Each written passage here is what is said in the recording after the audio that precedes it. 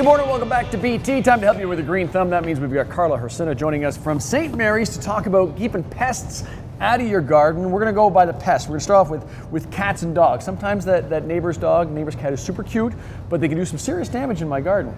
Yeah, you know what, sometimes the critters do come in and they're a little bit more ambient, especially cats. They can jump over fences, they get into little things. So dogs definitely... This guy, my kind of dog. Yeah, fencing and that kind of stuff to deter it, but you may even want to train your own dog to stay out of the garden. So there are some different aspects and different things. We've got a product like a gel base that you can put on it. Okay, so what is this going to do? This is going to deter them. It has a scent, and most of the times when you're dealing with cats and dogs, it's not to hurt them, it's to make sure that they deter to go away. So it's a gelish product. You can open it up and you can see that it's kind of chunky gels that's in it. So it's going to smell bad to them? Yeah, and you know what? Cats and dogs, that smells like soap.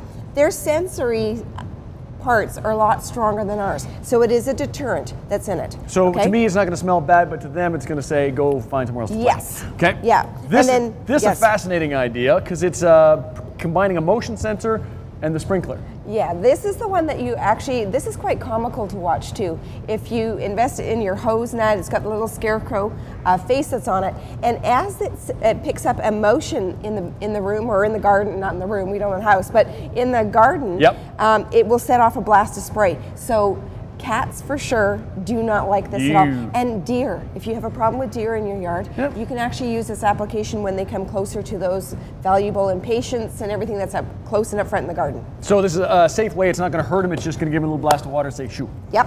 Okay, same thing, only a smaller version? No, this is actually sound.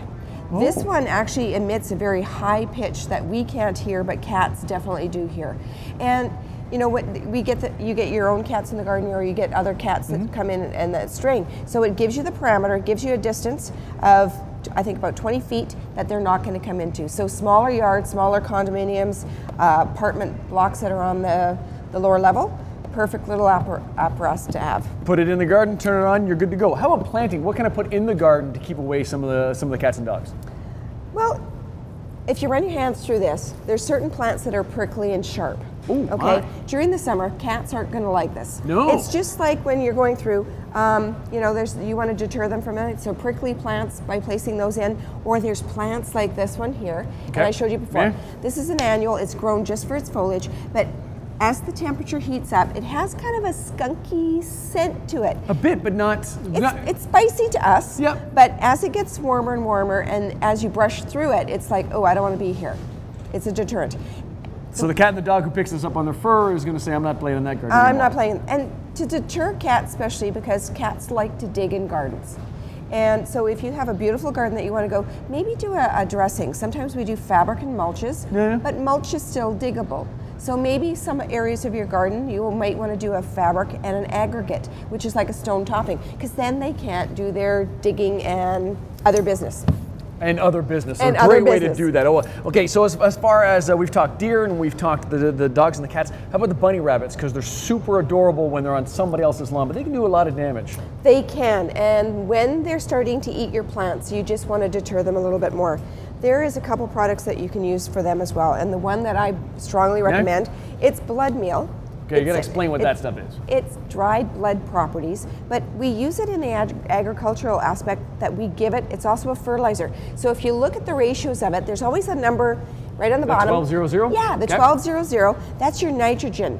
And nitrogen is very valuable for plant growth. Okay. So every time you're doing a little bit of sprinkling, you're sprinkling it not on the plant, but around on the base. But at the same time that they were deterring the rabbits because they're thinking, I smell something here. It's not a bad, it's a bad smell. This is a good place for me to be. Yeah, it's a territorial thing. Something's happened here to some other creature. I'm heading elsewhere.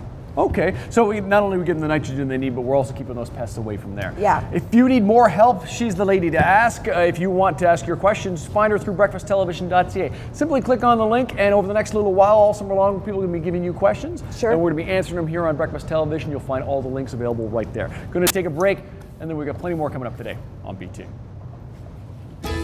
BT's Green Thumb, brought to you by St. Mary's Nursery, every Wednesday morning on Breakfast Television.